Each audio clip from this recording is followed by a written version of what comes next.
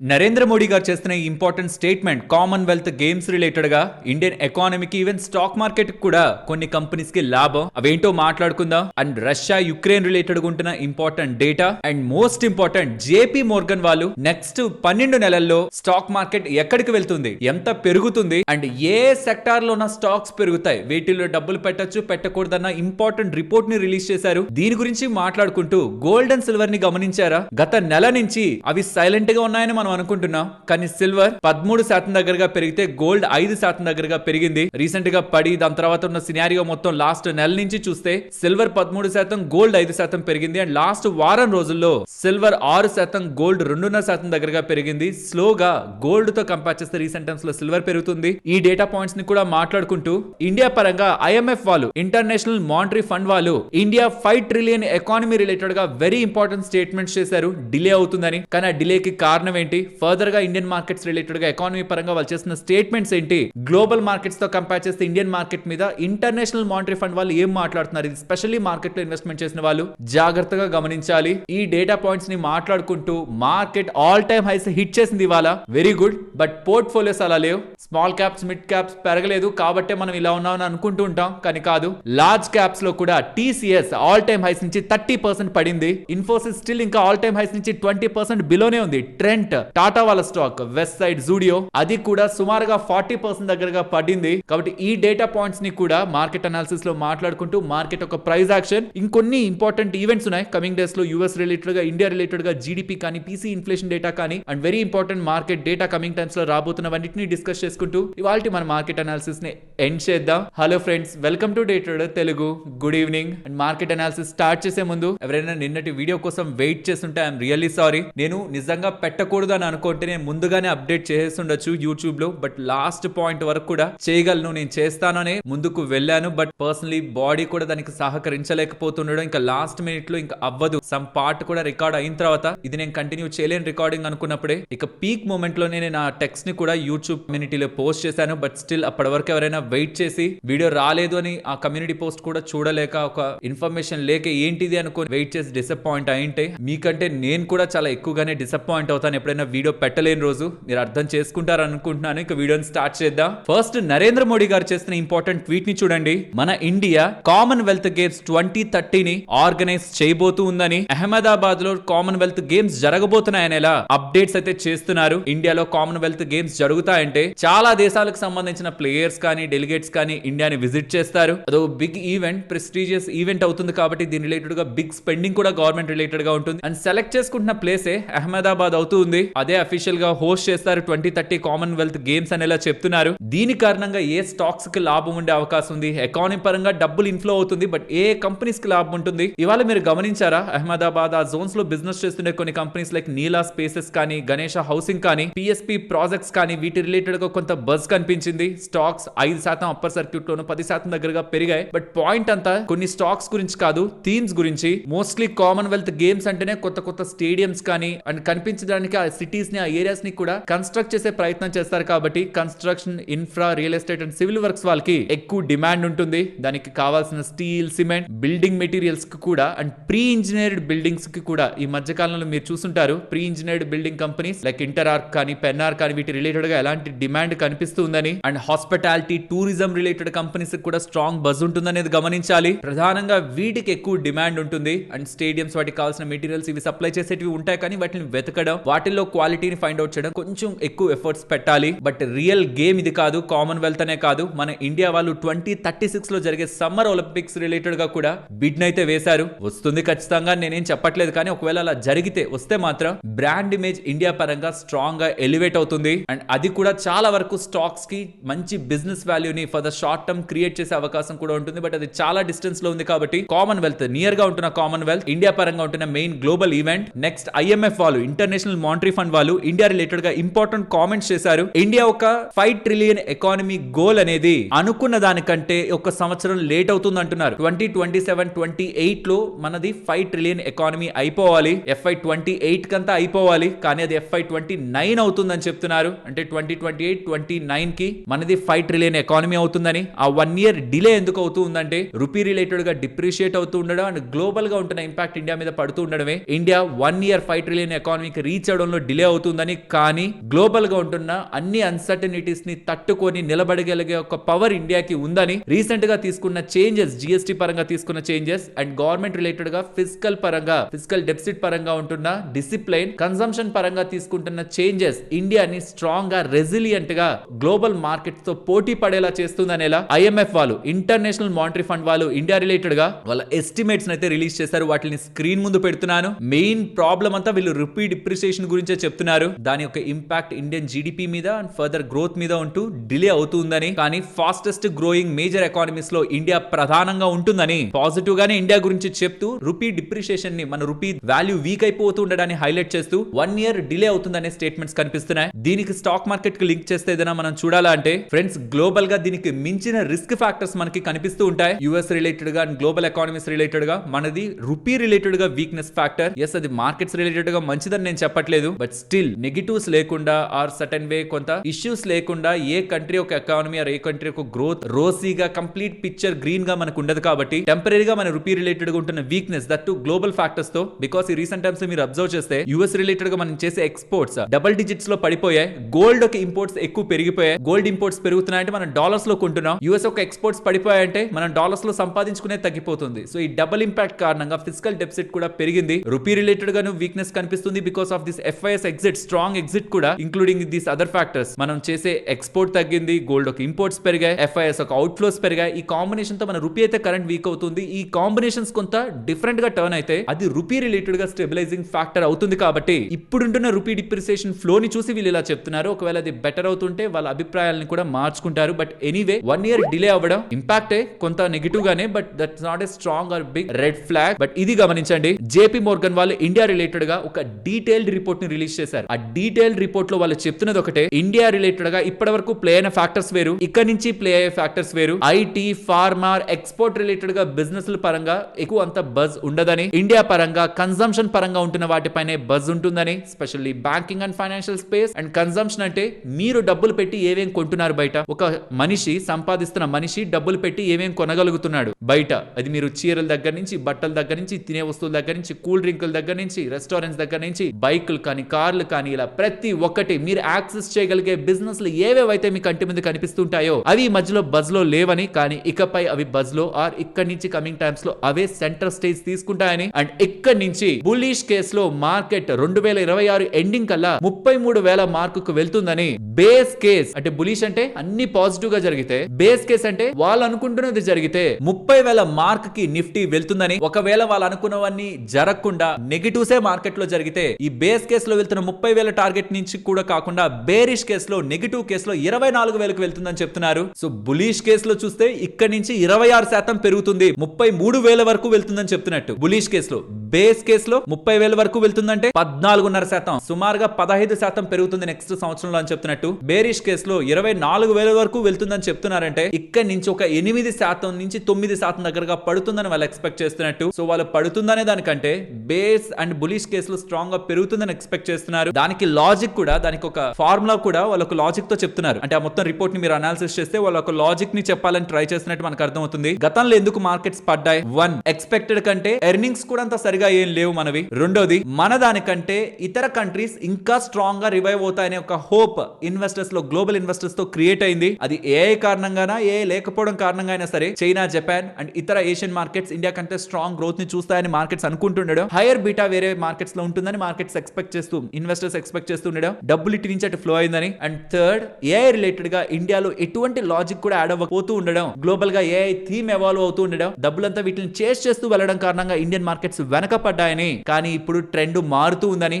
1, earnings బాలేనివి అనుకున్నాం, కానీ recent గా చెప్పాను కదా, ఒక ఇమేజ్ కూడా పెట్టాను కదా, గతంతో పోలిస్తే ఎర్నింగ్స్ బెటర్ అవుతున్నాయి, అది క్యాన్సిల్ అయింది. ఇండియాతో పోలిస్తే ఇతర మార్కెట్స్ హైయర్ బీటాని ఆర్ హైయర్ ఇన్వెస్ట్మెంట్ గ్రోత్ ని ఇస్తాయనుకోని వెళ్ళిన డబ్బులు కూడా అవి రీసెంట్ టైమ్స్ లో బానే పెరిగాయి. కాబట్టి ఆ వాల్యూ ఆర్ ఆర్బిట్రేషన్ ఉంటుంది, ఆ గ్యాప్ ఉంటుంది కదా, అది ఇప్పుడు తగ్గిపోయి ఉంటుంది. కాబట్టి వేరే కంట్రీస్ ని చేస్ చేయాలనేంత ఎక్స్పెన్సివ్ వాల్యుయేషన్ లేం మనం లేం కంపేర్డ్ విత్ అదర్ కంట్రీస్. అవి కూడా expensive or above mean valuations కి వచ్చాయి. అండ్ ఏఐ రిలేటెడ్ గా మాట్లాడాలంటే ప్రెసెంట్ రిస్క్ ప్లే అవుతుంది. అంటే భయాలు మార్కెట్ లో. ఎస్, డెల్ వాళ్ళు మాకు రికార్డ్ స్థాయిలో ఏఐ సర్వర్స్ పరంగా ఆర్డర్ వచ్చిందనేసరికి నిన్న కూడా డెల్ స్టాక్ 6% పెరిగింది. అంటే ఏఐ లోకి సర్వర్స్ కూడా యాడ్ అవుతున్నాయి. అంటే ఈ కాంపోనెంట్ మ్యానుఫాక్చరర్స్ కూడా, అంటే ఈ ల్యాప్టాప్స్ కానీ, సర్వర్స్ కానీ, వీటిని మ్యానుఫాక్చర్ చేస్తున్న వాళ్ళు కూడా పార్టిసిపేట్ చేస్తున్నారు. చిప్స్ తయారు చేసే వాళ్ళు, చేసేవాళ్ళు, క్లౌడ్ సర్వీసెస్ ఇచ్చేవాళ్ళు, డేటా సెంటర్స్ మెయింటైన్ చేసేవాళ్ళు. అండ్ దీనికి పవర్ రిలేటెడ్ గా ఉంటున్న కంపెనీస్ ఇప్పుడు సర్వర్స్ ని, ఈ ల్యాప్టాప్స్ వీటి రిలేటెడ్ గా బిజినెస్ చేసే డెల్ వాళ్ళు కూడా ఒక్క అప్డేట్ తో ఆ స్టాక్ కూడా ఇంపాక్ట్ అయింది. బిజినెస్ లు ఉన్నాయి, ఇవేం రిస్క్ ఆర్ బబుల్ లోకి వెళ్ళిపోలేదు ఇంకా ప్రెసెంట్ ఏఐ. బట్ మార్కెట్ లో ఆ ఫియర్ అయితే క్రియేట్ అయింది కదా, ఏఐ బబుల్, ఏఐ క్రాష్ అని. సో ఇంకా ఏఐ రిలేటెడ్ గా ఒక బిగ్ మనీ చేస్ చేస్తుందా ప్రెసెంట్ ఉన్న వాల్యుయేషన్ లో అనేది ఒక బిగ్ క్వశ్చన్. సో ఈ 3 ఫ్యాక్టర్స్ గతంలో ఉన్న నెగిటివ్స్ ఇప్పుడు ఇండియా రిలేటెడ్ గా న్యూట్రలైజ్ అయ్యి బెటర్ గా టర్న్ అవుతున్నాయని, అండ్ ప్యారలల్ గా గవర్నమెంట్ తీసుకుంటున్న చర్యలు కూడా జిఎస్టీ పరంగా, ఇన్కమ్ ట్యాక్స్ పరంగా అండ్ రీసెంట్ టైమ్స్ లో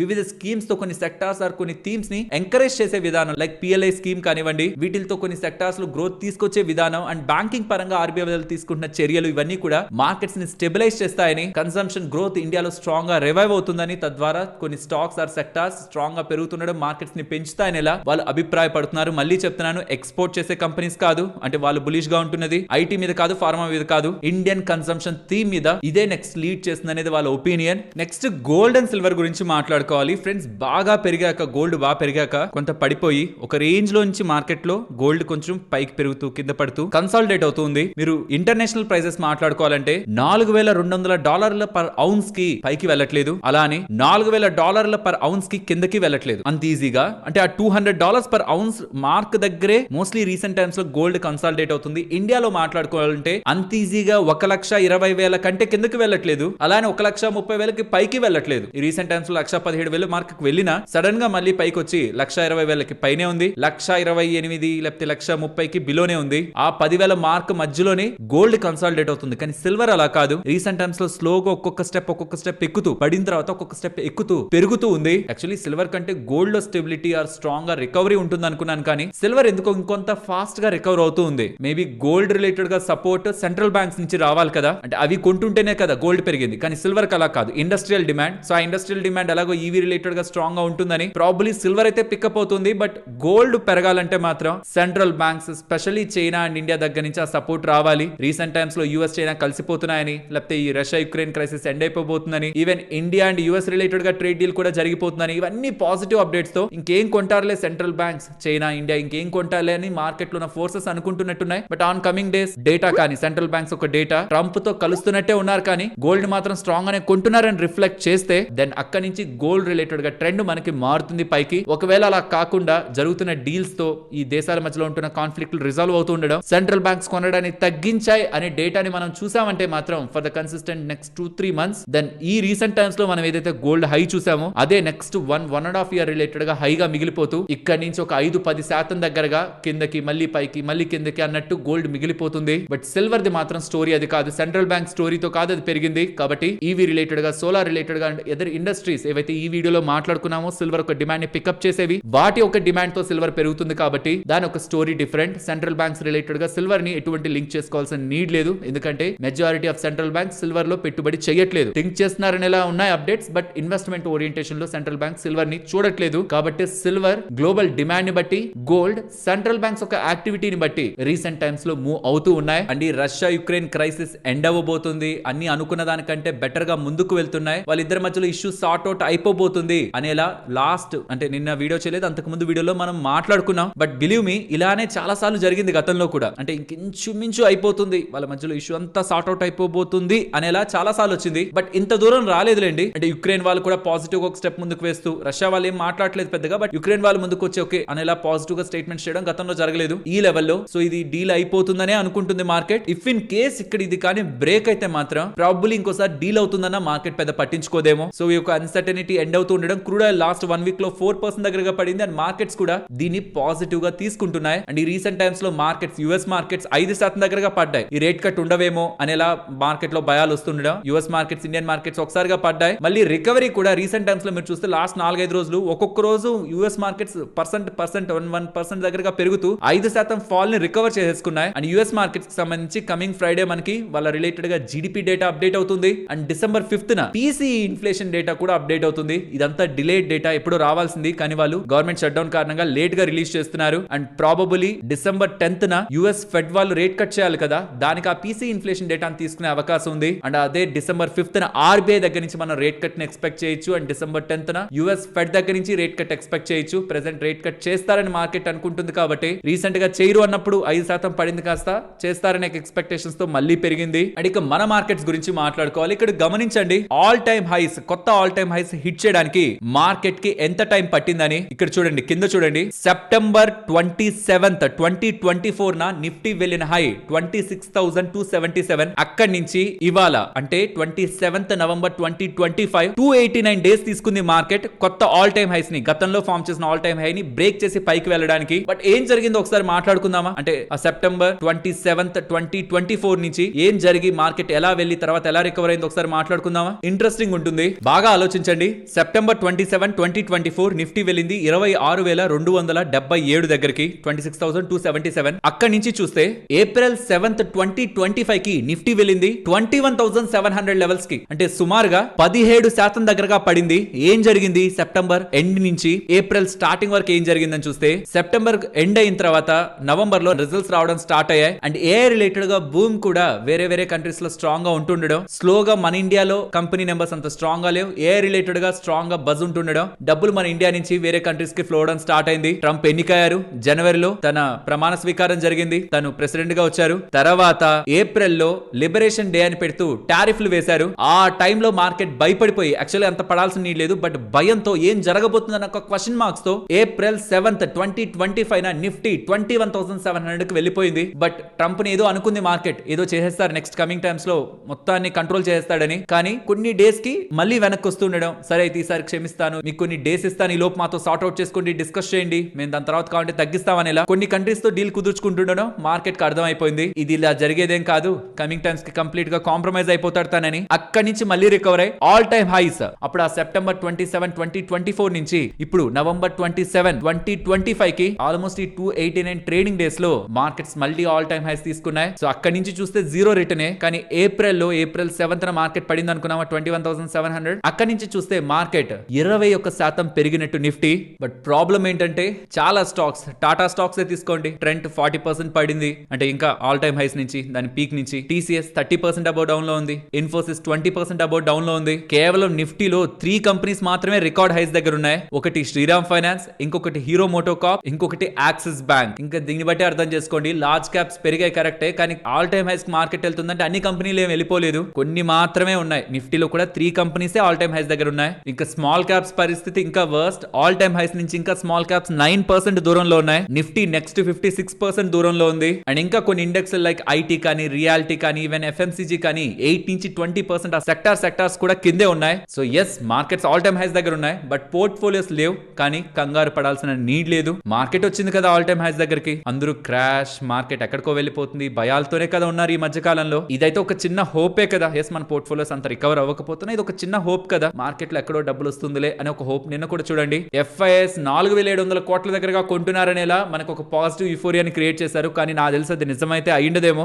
మళ్ళీ ఏదో ఒక టైంలో వాళ్ళు నెగిటివ్ గా టర్న్ అవుతూ, పాజిటివ్ గా టర్న్ అవుతూ హోప్స్ ని డిక్రీజ్ చేస్తున్నా నిన్న సడన్ గా బయర్స్ ఎఫ్ఐఎస్ గాను డిఐఎస్ గాను కనిపిస్తూ 10,000 కోట్ల కంటే మార్కెట్ లో ఎక్కువ డబ్బులు వచ్చింది. So Indian markets are not weak markets, but yes global గా జరుగుతున్న కొన్ని ఈవెంట్స్ కారణంగా, అంటే యూఎస్ లో ఏదైనా అన్సర్టనిటీ జరిగినా, అక్కడ ఏదైనా crash or recession or somewhere అక్కడ ట్రంప్ తీసుకుంటున్న చర్యలతో ఏదైనా ఇంపాక్ట్ ఉన్నా దాని రిపిల్ ఎఫెక్ట్ లా మన ఇండియా మీద కూడా ఉంటుందేమో. కానీ డొమెస్టిక్ గ్రోత్ మీద ఆధారపడిన కంట్రీ పడినా మళ్ళీ పైకి లేస్తుంది. కాబట్టి మార్కెట్ లో డబ్బులు పెట్టిన వాళ్ళు, లాంగ్ టర్మ్ కోసం అని పెట్టిన వాళ్ళు, షార్ట్ టర్మ్ కాదు లాంగ్ టర్మ్ కోసం పెట్టిన వాళ్ళు, మినిమం 7 నుంచి 10 సంవత్సరాలు టచ్ చేయమనుకున్న పెట్టిన డబ్బులు నిఫ్టీ మీద, మెయిన్ ఇండెక్స్ల మీద ఉండుంటే మాత్రం గతంలో ఉన్న హిస్టరీ మొత్తాన్ని మీరు ట్రాక్ చేస్తే మార్కెట్ మంచి లాభాలనే పెట్టుబడి చేసిన వాళ్ళకి ఇచ్చింది. అండ్ ఎఫ్ఐఎస్ ఒక షార్ట్స్ కూడా ఇంకా 83% ఉన్నాయి మార్కెట్ ఆల్ టైమ్ హైస్ లో ఉన్న. సో ఇంకేదైనా ఒక positive trigger, probably US India related గా trade deal announcement coming times ఏదైనా అప్డేట్ అయితే అది ఎఫ్ఐఎస్ ఒక షార్ట్స్ ని కవర్ చేస్తూ మార్కెట్స్ ని పెంచే అవకాశం ఉంటుంది. అదొక్కటి మనకి ఇంకా పాజిటివ్ హోప్ ఉంచింది మార్కెట్స్ ని ఇంకా డ్రైవ్ చేయడానికి. బట్ పోర్ట్ఫోలియో లెవెల్లో మాత్రం నేను 100% ఒప్పుకుంటాను, పెయిన్ ఇంకా ఉంది. బట్ ఆ పెయిన్ ఫీల్ అవుతున్న వాళ్ళకి ఇది కూడా చెప్పాలనుకుంటున్నాను, నిఫ్టీలో ఇన్వెస్ట్మెంట్ చేసిన వాళ్ళు ఎలా అయితే రిలీవ్ అయ్యారో,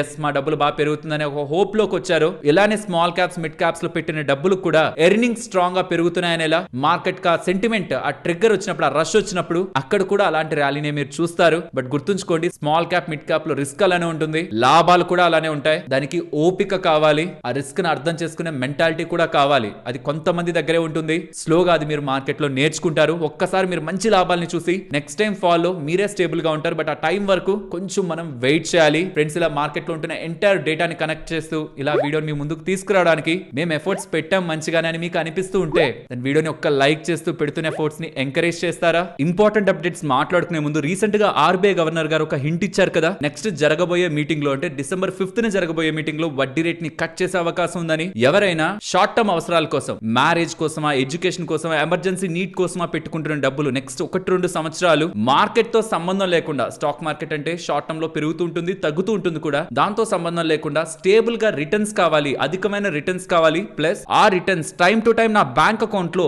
మంత్లీ ఇన్కమ్ లా 3 నెలలకు ఒకసారైనా పడేలా ఉండాలి అనుకుంటే యూజువల్ గా గవర్నమెంట్ స్కీమ్స్ మనకి ఎంత వర్కౌట్ అవుతున్నాయి ప్రెసెంట్, అందరూ వేయగలిగే స్కీమ్స్ చూడండి, మోస్ట్లీ 7.5%, లేదంటే మోస్ట్లీ 8% బిలోనే ఉంటాయి కదా. కాబట్టి ఇది మనం అండర్లైన్ చేయాలి. ఆర్బీఐ వాళ్ళు నెక్స్ట్ వడ్డీ రేట్ ని కట్ చేసే ముందే 8% అబో దగ్గరగా మనకి వడ్డీని ఇస్తున్న, ఆర్బీఐ అండర్ లో రెగ్యులేట్ అవుతున్న స్మాల్ ఫైనాన్స్ బ్యాంక్స్ లో ఫిక్స్డ్ డిపాజిట్ ని మనం చేసుకోగలిగితే నెక్స్ట్ 1-2 సంవత్సరాలు ఉంటున్న డబ్బుల్ని మనం వేస్తున్న అసలుకి వడ్డీకి 5 లక్షల వరకు ఆర్బీఐ వాళ్ళ డిఏసీజీసీ వాళ్ళ ఇన్సూరెన్స్ ఉంటుంది, అంటే ప్రభుత్వం ఒక ఇన్సూరెన్స్ ఉంటుంది. అండ్ ఇవి ఆర్బీఐ అండర్ లో రెగ్యులేట్ అవుతున్న బ్యాంక్స్ కాబట్టి సేఫ్టీ రిలేటెడ్ గాను మనకి ఇష్యూ ఉండదు. అండ్ మోస్ట్ ఇంపార్టెంట్, మనం వేసిన డబ్బులు మనకి తిరిగి కావాలనుకుంటే, ఇమీడియట్ గా కావాలనుకున్న ఇన్స్టెంట్ విత్డ్రాల్ ఫెసిలిటీ కొన్ని బ్యాంక్స్ ఇస్తున్నాయి. నెల 3 నెలలకు ఒకసారి కూడా మన అసలు మీద జనరేట్ అయ్యే వడ్డీ కూడా బ్యాంక్ అకౌంట్ లో పడుతూ ఉంటుంది. ఎలాగో మీకు చూపిస్తాను. మీకు కింద డిస్క్రిప్షన్ కామెంట్ సెక్షన్ లో స్టేబుల్ మనీ యాప్ లింక్ ఉంటుందా, అది క్లిక్ చేసి మీరు లాగిన్ అయిన తర్వాత ఇక్కడ సర్చ్ ఉందా, ఇక్కడికి వచ్చారంటే మీకు ఏ బ్యాంక్స్ ఎంతెంత అధికమైన వడ్డీ రేట్ ని ఇస్తున్నాయి అనేది చూపిస్తారు. అక్కడ ఎగ్జాంపుల్ ఈ సూర్యోదయ స్మాల్ ఫైనాన్స్ బ్యాంక్ ని చూసారంటే నార్మల్ సిటిజన్స్ కి 8.05%, సీనియర్ సిటిజన్స్ కి 8.1% దగ్గరగా వడ్డీ రేట్ ని ఇస్తున్నారు. అండ్ ఈ డబ్బులకి చూడండి ఇన్స్టెంట్ విత్డ్రాల్ అవైలబుల్ ఉంది. అంటే మీకు డబ్బులు మీకు తిరిగి కావాలనుకుంటే, మీరు సంవత్సరానికి ఎఫ్డీ వేశారు, 2 సంవత్సరాలకి 5 సంవత్సరాలకి ఎంతకో ఎఫ్డీ వేశారు, తిరిగి కావాలనుకుంటే మీకు ఇస్తా అంటున్న వడ్డీ రేట్ లో కొంత తీసేసి రిమైనింగ్ డబ్బుల్ని విత్ వడ్డీతో పాటు మీ బ్యాంక్ అకౌంట్ లో ఇమీడియట్ గా డిపాజిట్ చేస్తారు. అండ్ ఆ లాస్ట్ చూడండి monthly quarterly interest pay outs అంటున్నారు. అంటే మీ అసలు మీద జనరేట్ అవుతున్న వడ్డీ అలానే బ్యాంక్ లో ఉండిపోకుండా నెల కూడా మీ బ్యాంక్ లోకి తెచ్చుకునే అవకాశం ఈ స్మాల్ ఫైనాన్స్ బ్యాంక్ లో మనం ఎఫ్డీ చేయడం ద్వారా పొందొచ్చు. ఎస్, స్మాల్ ఫైనాన్స్ బ్యాంక్స్ మీకు ఎక్కువగా మీరున్న ఏరియాలో కనిపించకపోవచ్చు, బట్ ఇవి కూడా ఆర్బీఐ అండర్ లో ఉంటున్నవే. మిగిలిన public and private sector banks కి అయితే ఆర్బీఐ వాళ్ళ ఇన్సూరెన్స్ ఉంటుందో వీటికి కూడా అదే ఇన్సూరెన్స్ ఉంటుంది. ఆ బ్యాంక్స్ అని రెగ్యులేట్ చేసినట్టే ఆర్బీఐ వాళ్ళు దీన్ని కూడా రెగ్యులేట్ చేస్తారు. అండ్ వీటిల్లోకి వెళ్ళి మనం బ్యాంక్ అకౌంట్ ఓపెన్ చేసుకోకుండానే మన ఓన్ బ్యాంక్ అకౌంట్ ద్వారా కూడా త్రూ స్టేబుల్ మనీ యాప్ మనం ఫిక్స్డ్ డిపాజిట్ చేయొచ్చు. మరి స్టేబుల్ మనీ దగ్గర నా డబ్బులు సేఫా అంటే, మన డబ్బులు అసలు స్టేబుల్ మనీ యాప్ దగ్గర ఉండవు. గతంలో నేను పర్సనల్ గా ఫిక్స్డ్ డిపాజిట్ చేసినప్పుడు ఆ డబ్బులు స్మాల్ ఫైనాన్స్ బ్యాంక్ కే వెళ్ళాయని డైరెక్ట్ గా స్మాల్ ఫైనాన్స్ బ్యాంక్ నుంచి మనకు మెయిల్ వస్తుంది, స్టేబుల్ మనీ నుంచి కాదు. సో ఎవరైనా షార్ట్ టర్మ్ అవసరాల కోసం టైం టు టైం వాళ్ళ వడ్డీ బ్యాంక్ అకౌంట్ లో మంత్లీ ఇన్కమ్ గా పడాలనే ఆలోచనతో ఉంటున్నా, మీరు త్రూ దీని ద్వారా ఫిక్స్డ్ డిపాజిట్లు వేయండి అని కూడా నేను చెప్పట్లేదు. ఫస్ట్ యాప్ ని ఇన్స్టాల్ చేసుకొని చూడండి, దాంట్లో ఎక్కడెక్కడ మీకు మంచి వడ్డీ రేట్లు వర్క్ అవుతున్నాయో తెలుస్తుంది. తర్వాత మీ ఇండివిజువల్ డెసిషన్ తీసుకోవచ్చు. మీకు కంపేర్ చేయడానికైనా సరే ఈ యాప్ మీకు హెల్ప్ అవుతుంది. యాప్ ఒక లింక్ డిస్క్రిప్షన్ కామెంట్ సెక్షన్ లో ఇస్తున్నాను, ఇంట్రెస్ట్ ఉంటున్న వాళ్ళు ఒకసారి చెక్ చేయండి. ఫ్రెండ్స్, సిఎన్బిసి వాళ్ళు రిలేటెడ్ గా ఉంటున్న ఇంపార్టెంట్ అప్డేట్ ని రెడ్ బాక్స్ వాళ్ళు పోస్ట్ చేసిన దాని ప్రకారం టెలికాం కంపెనీస్ చాలా ప్లాన్ల ధరల్ని పెంచుతూ ఉన్నాయని, కొన్ని ప్లాన్లు అయితే 5% నుంచి 20% దగ్గరగా పెరిగాయని, కమింగ్ టైమ్స్ లో మిగతా టారిఫ్లు అన్ని కూడా పెంచే ఆలోచనలో Jio, Airtel and Vodafone India వాళ్ళు ఉంటున్నట్టు, టారిఫ్లని పెంచి అధిక లాభాలని సంపాదించాలని Jio, Airtel and Vodafone Idea వాళ్ళు ప్లాన్ చేస్తున్నారు. రీసెంట్ టైమ్స్ లో మల్టిపుల్ అప్డేట్స్ మనకి ఆపరేటర్స్ రిలేటెడ్ గా, టెలికాం ఆపరేటర్స్ రిలేటెడ్ గా వినిపిస్తూ ఉంది. ఐ థింక్ గవర్నమెంట్ కి ఇది బెస్ట్ టైం బిఎస్ఎన్ఎల్ ని రివైవ్ చేయడానికి. మంచిగా లాభాలు వచ్చే స్పేస్ లోకి టెలికాం వెళ్ళిపోతుంది. అండ్ బిఎస్ఎన్ఎల్ కి ఏమాత్రం స్ట్రాంగ్ సపోర్ట్ గవర్నమెంట్ నుంచి దొరికినా చాలా మందికి బిఎస్ఎన్ఎల్ ఒక ఆప్షన్ అవుతుంది. అట్లీస్ట్ సిమ్ ని మెయింటైన్ చేస్తూ నార్మల్ సర్వీసెస్ ని వాడుకోవడానికి తక్కువ ధరలో ప్లాన్లు బిఎస్ఎన్ఎల్ ఆఫర్ చేయొచ్చు. ఆల్సో దాని నుంచి మంచి లాభాలను కూడా బిఎస్ఎన్ఎల్ సంపాదించవచ్చు. చూడాలి బిఎస్ఎన్ఎల్ ఒక గ్రోత్ గవర్నమెంట్ ఎలా తీసుకువెళ్తుంది ముందుకని. అండ్ అలాగే దీని రిలేటెడ్ గా ఎన్డీటీవీ యాంకర్ ఏం చెప్తున్నారంటే, ఆర్పు పెరిగేలా, అంటే వీళ్ళ యావరేజ్ రెవెన్యూ పర్ యూజర్ పెరిగేలాంటి టారిఫ్లనేవి రీసెంట్ గా టెలికాం కంపెనీస్ పెంచలేదు, కాబట్టి అదేం బిజినెస్ లో అంత ఇంపాక్ట్ ఉండదు అంటున్నారు. కానీ 1-2 ప్లాన్స్ ని మార్చిన వాళ్ళు స్లోగా మిగిలిన ప్లాన్స్ ని కూడా మార్చుకున్నా ఉంటారా? అన్లెస్ సబ్స్క్రైబర్స్ దగ్గర నుంచి ఒక సిగ్నిఫికెంట్ షిఫ్ట్ వస్తుంది, మన బిజినెస్ లో ఇంపాక్ట్ అవుతాయనే భయం క్రియేట్ అయితే కానీ అప్పటి వరకు కూడా ఖచ్చితంగా telecom companies with time to time టారిఫ్లని పెంచుకుంటూనే ఉంటాయి. ఆర్పు గ్రోత్ కూడా మీరు ఎయిర్టెల్ వాళ్ళ ఒక ఎర్నింగ్స్ కాల్ చూసినా అండ్ వాళ్ళు ఇస్తున్న గైడెన్స్ ని చూసినా స్లోగా అది పెరుగుతుందనే స్ట్రాంగ్ కాన్ఫిడెన్స్ తోనే వాళ్ళు ఉన్నారు ఆర్పు పెరుగుతుందని. దట్ మీన్ కమింగ్ టైమ్స్ లో వాళ్ళు టారిఫ్ హైక్లు చేస్తారు. అండ్ ఇప్పుడు నేను మీతో షేర్ చేసిన డేటా మీకు ఇంట్రెస్టింగ్ గానే అనిపించిందా? అనిపిస్తే మన వీడియోని తప్పకుండా లైక్ చేయండి. అండ్ ఫైనాన్స్ మినిస్ట్రీ దగ్గర నుంచి monthly economic report October related గా రిలీజ్ అయింది. అది స్టేబుల్ గా ఉంది. ఓవరాల్ మ్యాక్రో ఎకనామిక్ ఎన్విరాన్మెంట్ కానీ, ఇంపాక్ట్ ఆఫ్ జిఎస్టీ రేషనలైజేషన్ కానీ, ఎక్స్పోర్ట్ రిలేటెడ్ గా మనం రీసెంట్ టైమ్స్ లో ఫేస్ చేసిన హెడ్ విన్స్ ఉన్నాయా, ఇష్యూస్ ఉన్నాయా, అండ్ ఎఫ్ఐఎస్ ఒక సెల్లింగ్, వీటన్నిటి రిలేటెడ్ గా రిలీజ్ చేసిన ఈ డేటా మార్కెట్స్ ని స్టేబుల్ గానే ఉందని, కార్పొరేట్ పర్ఫార్మెన్స్ కూడా హెల్దీగా ఉందని ఫైనాన్స్ మినిస్ట్రీ వాళ్ళు డేటాని అప్డేట్ అప్డేట్ చేస్తూ ఉన్నారు. అండ్ అలాగే మీకు మార్కెట్ అనాలిసిస్ లోనే చెప్పాను కదా, కొన్ని కంపెనీస్ మీకు పెరిగినట్లు ఇవాళ మార్కెట్ డేటాలో కనిపిస్తుంది. ఈ కామన్వెల్త్ అనగానే స్టాక్స్ ఇవాళ కొన్ని పెరిగాయి. బట్ ఒక కామన్వెల్త్ గేమ్స్ అంటే గుర్తుంచుకోవాల్సింది, ఇవి ప్రాజెక్ట్స్ బిడ్డింగ్ ద్వారా వెళ్తాయి. కొన్నిసార్లు పొలిటికల్ ఇన్ఫ్లుయెన్స్ ఉంటుంది అండ్ కొన్నిసార్లు కొత్త కంపెనీసే పుట్టుకొస్తాయి పొలిటికల్ లీడర్స్ వి. సో కాబట్టి వీళ్ళే లాభం చెందుతారు, వీళ్ళు లాభం చెందరు అనే ఒక కాంక్రీట్ ఐడియా మనకి రాదు. బట్ 2030లో జరిగే గేమ్స్ అయినా సరే దానికి చాలా ఇయర్స్ ముందు నుంచి ప్రణాళిక రూపొందించబడుతుంది. కాబట్టి స్టాక్స్ కూడా ఎర్లీగా రియాక్ట్ అయ్యేందుకు ప్రయత్నిస్తుంటాయి. బట్ గుర్తుంచుకోవాలి, వీళ్ళకి ప్రాజెక్ట్స్ రాకపోతే యూఫోరియా అంతా కూడా మళ్ళీ పోతుంది. It's like 50-50. వస్తే ఇప్పుడు పెరిగిన దానికి ఇంకొంచెం పెరుగుతాయి, రాకపోతే ఈ లోపు పెరిగిపోయింది కూడా మళ్ళీ కంప్లీట్ గా డిజాల్వ్ అవుతుంది అనేది, మార్కెట్ లో డిజాల్వ్ అవుతుంది అనేది కూడా ఇన్వెస్టర్స్ మైండ్ లో పెట్టుకోవాలి. నేను పర్సనలీ ఇలాంటి బజ్ థింగ్స్ కి దూరంగా ఉంటాను. ప్రాపర్ గా స్టేబుల్ గా టైం తీసుకొని అనాలిసిస్ చేసుకొని మార్కెట్ లో యుఫోరియా రష్ లేని కంపెనీస్ ఏవే ఉన్నాయి వాటి రిలేటెడ్ గా వాల్యుయేషన్స్ కంఫర్ట్ గా ఉండి ప్రెడిక్టబుల్ బిజినెస్ గ్రోత్ ఉందన్న వాటి మీదే నా ఎనర్జీని పెడుతూ ఉంటాను. కాబట్టి ఇది ఒక్కసారి మీకు ఒక అలర్ట్ లా చెప్పాలని అయితే ప్రయత్నిస్తున్నాను. మీకు క్లారిటీ ఉండి బిజినెస్ గ్రోత్ పరంగా అండర్స్టాండింగ్ ఉండి యుఫోరియా కాకుండా బిజినెస్ రిలేటెడ్ గా ఐడియా ఉండి మాత్రమే 50-50 ఛాన్స్ కాదు, మెజారిటీ ప్రాబబిలిటీ బిజినెస్ పరంగా ఉంటుందని ఒక కాన్ఫిడెన్స్ ఉంటే ఇండివిజువల్ స్టాక్స్ కు వెళ్ళండి. లేదంటే కంప్లీట్లీ మ్యూచువల్ ఫండ్స్ తో ఉండడం కూడా మంచి విషయమే, స్పెషల్లీ ఇండెక్స్ ఫండ్స్. అండ్ ఒక మనిషి చనిపోయిన తర్వాత వాళ్ళ ఆధార్ కార్డుకి ఏమవుతుంది అని మీకు ఏమైనా డౌట్ వస్తూ ఉంటే లేటెస్ట్ అప్డేట్ ప్రకారం ఆధార్ కార్డులు కంప్లీట్ గా తీసేస్తారంటున్నారు. ఆల్మోస్ట్ 2 కోట్ల ఆధార్ కార్డులని కంప్లీట్ గా డియాక్టివేట్ చేశారని UIDAI వాళ్ళు అప్డేట్ చేస్తున్నారు. ఇది ఎందుకు ఇన్ఫార్మ్ చేస్తున్నానంటే కొన్నిసార్లు చనిపోయిన తర్వాత కూడా ఆ పర్సన్ ఒక ఆధార్ కార్డ్ తో ఉంటున్న బ్యాంక్ లింక్ అయిన వాటిని అకౌంట్స్ ని యూజ్ చేస్తూ ఉంటారు. కానీ అవి డియాక్టివేట్ అయినప్పుడు బ్యాంక్ లో ఉన్న డబ్బులు కూడా రిస్క్ లోకి వెళ్తుంది. కాబట్టి చనిపోయిన తర్వాత అలా మనిషి లేరు అన్న క్లారిటీ వాళ్ళకి వస్తుంటే ఆ ఆధార్ కార్డ్స్ ని కంప్లీట్ గా డియాక్టివేట్ చేస్తూ దాన్ని రిలేటెడ్ గా ఉంటున్న యాక్టివిటీస్ పైన కూడా లాక్ అయ్యే అవకాశం ఉంది. దీని రిలేటెడ్ గా ఇప్పుడు మొత్తం డిజిటల్ గా కనెక్ట్ అవుతుంది కాబట్టి జాగ్రత్త వహించాలి. నెక్స్ట్ పటేల్ ఇంజనీరింగ్, వీళ్ళకి 798 crores విలువ చేసే order south eastern coal field వాళ్ళ దగ్గర నుంచి లభించింది అనేసరికి స్టాక్ ఇవాళ 14% దగ్గరగా పెరిగింది. మీకు గుర్తుంటే రీసెంట్ గానే వీళ్ళు 500 కోట్ల దగ్గరగా రైట్స్ ఇష్యూ ద్వారా డబ్బులు రైజ్ చేయడానికి కూడా బోర్డ్ అప్రూవల్ అయితే తీసుకున్నారు. ఇప్పుడు అనదర్ ఆర్డర్ 800 crores దగ్గరగా ఉంటున్నది. 798 crores ఆర్డర్ ఇవాళ పెరిగిన తర్వాత కూడా ఇది 3000 కోట్ల మార్కెట్ క్యాపిటల్ ఉన్న కంపెనీ, చిన్న కంపెనీ. దీని రిలేటెడ్ గా రీసెంట్ టైమ్స్ లో ఉంటున్న డెవలప్మెంట్స్ అన్ని కూడా రీసెంట్ టైమ్స్ లో కంపెనీలో పాజిటివ్ గా ప్లే అవుతున్నాయి. బట్ ఒక అలర్ట్ కూడా, స్టాక్ మీకు 37 రూపాయల దగ్గరగా కనిపిస్తుంది. బట్ ఈ కంపెనీ రిలేటెడ్ గా జరిగిన సిరీస్ ఆఫ్ నెగటివ్ ఈవెంట్స్ కారణంగా ఫ్రమ్ February 2024 స్టాక్ 50% దగ్గరగా కరెక్ట్ అయ్యి 31 రూపాయి వరకు కూడా పడిపోయింది. బట్ ఈ రీసెంట్ టైమ్స్ లో మళ్ళీ పాజిటివ్ అప్డేట్స్ వస్తుండేసరికి మళ్ళీ పెరగడం స్టార్ట్ అవుతుంది. So not just positives, negatives related గా కూడా క్లియర్ గా అండర్స్టాండ్ చేసుకున్న తర్వాతే నెక్స్ట్ ఈ కంపెనీని అనాలిసిస్ చెయ్యాలా లేదా అని ఒక డెసిషన్ మనం తీసుకోవాలి. బట్ రీసెంట్ అప్డేట్స్ బాగుంటున్నాయి. లిస్ట్ అయితే వచ్చే అడ్వాంటేజ్ ఇదే, మనం ఏదైనా ఒక ప్రొడక్ట్ ని లాంచ్ చేస్తే అది ఇన్వెస్టర్స్ అందరూ ఖచ్చితంగా చూస్తారు, మంచి సేల్స్ కూడా నమోదవుతాయి. మహేంద్ర అండ్ మహేంద్ర వాళ్ళు కొత్త ఎలక్ట్రిక్ వెహికల్ ని లాంచ్ చేశారు, XEV9S. అంటే గతంలోనే చెప్పారులేండి, ఇప్పుడు అఫీషియల్ గా దాని ఫీచర్స్ ని ఎక్స్ప్లెయిన్ చేస్తున్నారు. దాని రిలేటెడ్ గా ఉన్న ఇంపార్టెంట్ కీ హైలైట్స్ ఇక్కడ మీకు స్క్రీన్ ముందు ఉంచుతున్నాను. ఫీచర్స్ అయితే కొంత స్ట్రాంగ్ గానే ఉన్నాయి ఆన్ పేపర్. బట్ చూడాలి, ఈ రీసెంట్ టైమ్స్ లో కొన్ని ఎలక్ట్రిక్ వెహికల్స్ వాళ్ళ నుంచి వస్తున్నవే కొన్ని గ్లిచెస్ ని ఫేస్ చేశాయి. వాటిని సార్ట్ అవుట్ చేస్తుంటారు తర్వాత వెర్షన్స్ వాటికి ఇస్తున్న అప్డేట్స్ తో. బట్ దీని రిలేటెడ్ గా వస్తున్నప్పుడే స్ట్రాంగ్ గా వితౌట్ గ్లిచెస్ తో కానీ వీళ్ళు తీసుకురాగలుగుతుంటే పర్టికులర్లీ మహేంద్ర పరంగా అయితే మంచి బ్రాండ్ మార్కే రీసెంట్ టైమ్స్ లో క్రియేట్ అవుతుంది. కాబట్టి మంచి సేల్స్ ని కూడా వీళ్ళ నుంచి ఎక్స్పెక్ట్ చేయొచ్చు. వీళ్ళు ఏ వేరియంట్స్ లో తీసుకొస్తున్నారు, Pack 1 and above, Pack 2 and above, Pack 3 and Pack 3 and above వీళ్ళ బ్యాటరీ కెపాసిటీ పరంగా ఈ వేరియంట్స్ లో ఈ వెహికల్ అయితే మార్కెట్ లోకి రాబోతుంది. 19,95,000 నుంచి స్టార్ట్ చేస్తూ టాప్ అండ్ మోడల్ 29,45,000 వరకు కూడా ఈ మల్టిపుల్ రేంజెస్ లో డిఫరెంట్ ప్రైసింగ్ పాయింట్స్ ఈ వెహికల్ మార్కెట్ లోకి తీసుకొస్తున్నట్లయితే చెప్తూ ఉన్నారు. అండ్ ప్రాపర్ సేల్స్ ని కానీ ఇది ట్రిగ్గర్ చేయగలుగుతుంటే అది ఫర్దర్ గా M&M పరంగా మనం మంచిగా బిజినెస్ గ్రోత్ కి చూడొచ్చు. నెక్స్ట్ గ్లెన్మార్క్ ఫార్మా వాళ్ళు వాళ్ళ US రిలేటెడ్ ఉంటున్న ప్లాంట్ 2023 జూన్ లో వార్నింగ్ లెటర్ ని అందుకొని ఇంపాక్ట్ నెగిటివ్ గా పొందింది కదా, దాని రిలేటెడ్ గా మళ్ళీ ఇన్స్పెక్షన్ జరిగి మొత్తం అలాంటి ఏ ఇష్యూస్ లేవనేలా ఎస్టాబ్లిష్మెంట్ ఇన్స్పెక్షన్ రిపోర్ట్ EIR ని US FDA వాళ్ళ దగ్గర నుంచి గ్లెన్మార్క్ వాళ్ళు పొందారని, దాంతో మళ్ళీ అక్కడ బిజినెస్ ని స్టార్ట్ చేయబోతున్నట్టు అప్డేట్స్ వస్తూ ఉండడం కంపెనీ పరంగా లాంగ్ టర్మ్ లో మనం మంచిగానే చూడొచ్చు. ఇది ఒక పాజిటివ్ డెవలప్మెంట్. అండ్ వర్ల్ఫూల్ గురించి మాట్లాడుకోవాలి. ప్రమోటర్స్ 7.5% వాటాని సుమారుగా 95 లక్షల షేర్లని బ్లాక్ డీల్ లో ఇవాళ అమ్ముతూ ఉండడం. అండ్ బ్లాక్ డీల్ కూడా వాళ్ళు పెట్టుకున్న ఫ్లోర్ ప్రైస్ 1030 రూపీస్, అంటే నిన్నటి క్లోజింగ్ ప్రైస్ తో చూస్తే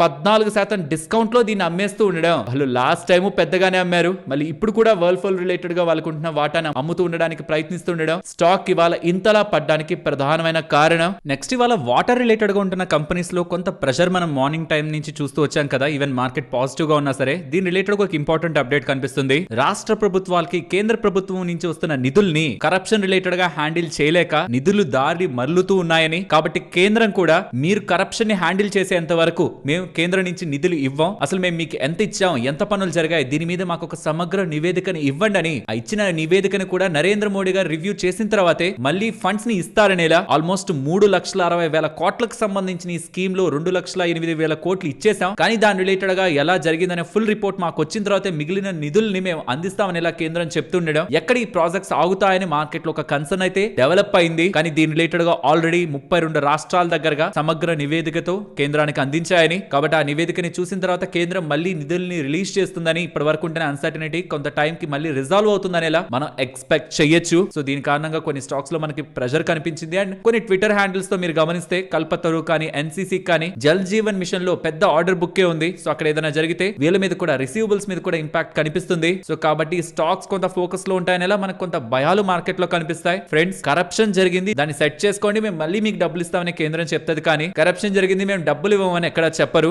స్టేట్స్ ని అలర్ట్ చేసే ప్రయత్నం కేంద్రం చేస్తుంది. అండ్ విత్ టైం అది మళ్ళీ ప్రాసెస్ లోకి ఫ్లో అవుతుంది. అన్లెస్ గవర్నమెంట్ మారిపోతే, ప్రియారిటీస్ మారిపోతే తప్పించి ప్రెసెంట్ ఉంటున్న స్కీమ్స్ యాజ్ ఇట్ ఈస్ గానీ ముందుకు వెళ్తాయి. బట్ ఇలాంటివి జరుగుతున్నప్పుడు ఏదైనా స్టాక్స్ లో పానిక్నెస్ కనిపిస్తే కొనుక్కోవడానికి మనకు అదొక అవకాశం. నెక్స్ట్ ఇవాళ బిఎన్కే వాళ్ళు అశోక్ లీలాండ్ రిలేటెడ్ గా ఒక రిపోర్ట్ ని రిలీజ్ చేశారు. అందులో వాళ్ళు చెప్తున్నది హిందూజా లీలాండ్ ఫైనాన్స్ ని లిస్టెడ్ గ్రూప్ కంపెనీతో ఒకవేళ మర్జ్ చేస్తే అశోక్ లీలాండ్ రిలేటెడ్ గా వాల్యుయేషన్ అనేది అన్లాక్ అవుతుందని, తద్వారా అశోక్ లీలాండ్ వాల్యూ అన్లాక్ అవడమే కాదు, హిందూజా లీలాండ్ ఫైనాన్స్ ఒక మనీ రైజింగ్ క్యాపబిలిటీ కూడా ఫ్యూచర్ గ్రోత్ కోసం పెరుగుతూ ఓవరాల్ అది అశోక్ లీలాండ్ పరంగా మంచిగా యాక్ట్ అవుతుందని. సో ఓవరాల్ ఎస్ఓటిపి వాల్యుయేషన్ మెకానిజం ప్రకారం అశోక్ లీలాండ్ ని 172 రూపీస్ పర్ షేర్ లో చూస్తున్నారని బిఎన్కే సెక్యూరిటీస్ వాళ్ళు ఒక రిపోర్ట్ ని రిలీజ్ చేస్తూ ఉండడం స్టాక్ ఇవాళ ఇంతలా పెరిగింది. అండ్ ఐసిఐసిఐ ప్రుడెన్షియల్ వాళ్ళ AMC asset management business coming times లో ఐపీఓ కి రాబోతుంది. $12 to $12.5 బిలియన్ వాల్యుయేషన్ లో ఇది మార్కెట్ లోకి అయితే రాబోతుంది. ఇఫ్ ఇన్ కేస్ మీరు ఈ ఐపీఓ లో పార్టిసిపేట్ చేద్దాం అనుకుంటే షేర్ హోల్డర్ కేటగిరీ కింద ఐసిఐసిఐ బ్యాంక్ వాళ్ళు ఎలిజిబుల్ అవుతారు. కాబట్టి ఇది స్ట్రాంగ్ డిమాండ్ తో ఉంటుంది. ఏఎంసి బిజినెస్ కి రీసెంట్ టైమ్స్ లో మంచి బజ్ ఉంది. ఇన్ఫాక్ట్ ఇది ఈ రోజు ఏఎంసి బిజినెస్ మార్కెట్ లోకి రాబోతుంది అనేసరికి కొన్ని ఏఎంసి స్టాక్స్ కూడా పెరిగాయి అనమాట. సో ఇది మంచి వాల్యుయేషన్ లో వస్తూ ఉండడం, కాబట్టి ఈ కంపెనీలో మీరు ఒకవేళ ఖచ్చితంగా ఐపీఓని కావాలి అని కోరుకుంటున్నట్లయితే ఐసిఐసిఐ బ్యాంక్ సంబంధించిన ఒక్క షేర్ మన డిమాట్ అకౌంట్ లో ఉండాలి, రికార్డ్ డేట్ లోపు ఉండాలి. సెబీ క్లియర్ చేసింది, నెక్స్ట్ వీళ్ళు ఫైలింగ్స్ చేస్తారు కాబట్టి ముందుగానే మనం ఒక్క షేర్ ని డిమాట్ అకౌంట్ లో ఉంచుకోవాలి. నెక్స్ట్ కార్ట్రేట్ టెక్ గురించి మాట్లాడుకోవాలి. రీసెంట్ టైమ్స్ లో కార్ట్రేట్ టెక్ వాళ్ళు అండ్ వాళ్ళ కాంపిటీటర్ అయిన కార్దేకో వారిని అక్విజిషన్ చేసేబోతున్నారు, కొనేబోతున్నారు అని మార్కెట్ లో రూమర్స్ వచ్చాయి కదా. ఇన్ఫాక్ట్ వీళ్ళు కూడా ప్రొసీడ్ అవుతున్నాం, దాని రిలేటెడ్ గా డిస్కషన్స్ లో ఉన్నామని కూడా ఇండైరెక్ట్ గా హింట్ ఇచ్చారు. బట్ ఇప్పుడు వస్తున్న అప్డేట్ ప్రకారం ఆ రెండింటి మధ్యలో అక్విజిషన్ జరగట్లేదని, ఆల్మోస్ట్ $1.2 బిలియన్ పెట్టి కార్దేకోని అక్వైర్ చేద్దాం కార్ట్రేట్ టెక్ అనుకున్నారు, కానీ ఇద్దరు కూడా వాళ్ళకి అది సరికాదని వెనక్కి వెళ్ళిపోతున్నట్టు అప్డేట్స్ వస్తూ ఉండడమే ఇది అక్వైర్ చేసి మోనోపోలీ అయిపోతుంది కార్ట్రేట్ టెక్ అని మార్కెట్ అనుకుని స్టాక్ పెరిగింది ఈ మధ్య కొంత. దాని కారణంగా ఇంపాక్ట్ స్టాక్ పరంగా ఇప్పుడు ఆ డీల్ జరగట్లేదనేసరికి నెగిటివ్ గా ఇవాళ కనిపించింది. నెక్స్ట్ ఆర్బీఐ వాళ్ళు సర్టిఫికేట్ ఆఫ్ ఆథరైజేషన్ ని పేటిఎం వాళ్ళకి ఇచ్చారు. I mean Paytm payment services limited వాళ్ళకి ఇచ్చారు, పేమెంట్ అగ్రిగేటర్ గా బిజినెస్ చేసుకోవడానికి. సో గతంలో దీని రిలేటెడ్ గా కొన్ని ఇష్యూస్ పేటిఎం ఫేస్ చేసింది ఆర్బీఐ దగ్గర నుంచి, ఒక్కొక్కటిగా క్లియర్ అవుతున్నాయి. అండ్ ఇప్పుడు పేమెంట్ అగ్రిగేటర్ రిలేటెడ్ గా కూడా ఆర్బీఐ వాళ్ళు గ్రీన్ సిగ్నల్ ఇస్తున్నారు. Next TVS and BMW related గా ఒక ఇంపార్టెంట్ అప్డేట్ ఉంది. వీళ్ళిద్దరు కంబైన్డ్ గా ఇండియాలో బిజినెస్ చేస్తున్నారు కదా స్ట్రాటజిక్ పార్ట్నర్షిప్ తో. దాంట్లో భాగంగా వీళ్ళు 2 లక్షల బైక్స్ రిలేటెడ్ గా అమ్మడాన్ని కంప్లీట్ చేసుకున్నారని, 2018 డిసెంబర్ 30 నుంచి స్టార్ట్ అయిన వీళ్ళ పార్ట్నర్షిప్ ఇప్పుడు 2 లక్షల యూనిట్స్ ని క్రాస్ చేసింది అనేలా పాజిటివ్ అప్డేట్ అయితే చేశారు టీవీఎస్ మోటార్ వాళ్ళు. నెక్స్ట్ ఇండియా ఒక big massive announcement rare earth permanent magnets పరంగా చేస్తూ ఉంది. సుమారుగా 7,280 crore ఇన్వెస్ట్మెంట్ పెడుతూ 6,000 metric ton per annum annual కెపాసిటీతో 5 ఇంటిగ్రేటెడ్ ప్లాంట్స్ ని నెక్స్ట్ 7 years ప్లాన్ తో రన్ చేసేలా ఫుల్ వాల్యూ చైన్ ఆక్సైడ్ నుంచి మెటల్స్ నుంచి అలాయ్స్ నుంచి ఫినిష్డ్ మ్యాగ్నెట్స్ ని ఇండియా ప్రొడ్యూస్ చేసుకునే విధంగా నెక్స్ట్ 7 years లో ఇండియా వేరొకరి మీద డిపెండ్ అవ్వకుండా రేర్ ఎర్త్ పర్మనెంట్ మ్యాగ్నెట్స్ పరంగా ఇండియా ఎగ్జిక్యూట్ చేయాలనుకుంటుందని అశ్విని వైష్ణవ్ గారు అప్డేట్స్ అయితే చేశారు. ఈవెన్ దీని రిలేటెడ్ గా నరేంద్ర మోడీ గారు కూడా ఒక ట్వీట్ లా వేస్తూ దీని పరంగా ఒక స్కీమ్ ని కేంద్ర కేబినెట్ అప్రూవ్ చేసిందని, ఎలక్ట్రిక్ వెహికల్స్ కానీ, విండ్ టర్బైన్స్ కానీ, డిఫెన్స్ సిస్టమ్స్ కానీ, ఏరోస్పేస్ టెక్నాలజీస్ లో యూజ్ చేసి రేర్ ఎర్త్ పర్మనెంట్ మ్యాగ్నెట్స్ పరంగా ఇండియా వర్క్ చేస్తూ ఉందని, బిగ్ ఇన్సెంటివ్స్ ని తీసుకురాబోతుంది, డొమెస్టిక్ కెపాసిటీస్ ని క్రియేట్ చేయబోతుంది, ఇంపోర్ట్స్ రిలేటెడ్ గా ఉన్న డిపెండెన్సీని రెడ్యూస్ చేయబోతుంది, గ్రీన్ టెక్నాలజీస్ మీద ఫోకస్ చేయబోతుందని ఇలా చేస్తున్న ఈ స్టేట్మెంట్స్ తోనే ఇవాళ ఈ స్పేస్ లో ఉంటున్న కొన్ని స్టాక్ పెరిగాయి. Specially GMDC, even recent times లో సోనా కామ్స్టర్ వాళ్ళు కూడా రేర్ ఎర్త్ మ్యాగ్నెట్స్ పరంగా స్టేట్మెంట్స్ చేశారు. బట్ ఈ స్పేస్ లో జిఎండిసి పేరు మనం ఎక్కువ వింటుంటాం కాబట్టి ఇవాళ జిఎండిసి స్టాక్ 5% దగ్గరగా పెరిగింది ఆఫ్టర్ ఈ update. Next Sterling and Wilson గురించి మాట్లాడుకోవాలి. వీళ్ళకి 1313 కోట్లు విలువ చేసే South Africa turnkey project 240 megawatt project వీళ్ళకి లభించిందని రెన్యూబుల్ ఎనర్జీ కంపెనీ అయిన స్టెర్లింగ్ అండ్ విల్సన్ వాళ్ళు అప్డేట్ చేస్తూ ఉన్నారు. దీంతో టోటల్ గా ఈ ఫైనాన్షియల్ ఇయర్ లో వీళ్ళకి 5088 క్రోర్ విలువ చేసే ఆర్డర్స్ లభించాయని కూడా అప్డేట్ చేశారు. అండ్ వీడియో క్లోజ్ చేసే ముందు ఎక్కడ మనకి అధికమైన వడ్డీ రేట్లు వర్క్ అవుతున్నాయి దాన్ని కంపేర్ చేసుకోవడానికి బ్యాంక్స్ రిలేటెడ్ గా మీకు స్టేబుల్ మనీ యాప్ హెల్ప్ అవుతుంది. ఆ యాప్ ఒక లింక్ డిస్క్రిప్షన్ కామెంట్ సెక్షన్ లో ఇస్తున్నాను. త్రూ యాప్ మీరు చాలా స్మాల్ ఫైనాన్స్ బ్యాంక్స్ ని కంపేర్ చేసుకొని ఎక్కడ అధికమైన వడ్డీ రేట్ ఉంటే అందులో మనం ఫిక్స్డ్ డిపాజిట్ వేసుకోవచ్చు. ఇంట్రెస్ట్ ఉన్న వాళ్ళు చెక్ చేయండి. మరొక ఇంట్రెస్టింగ్ వీడియోతో మళ్ళీ మీ ముందుకు వస్తాను. అంతవరకు టేక్ కేర్. జై హింద్.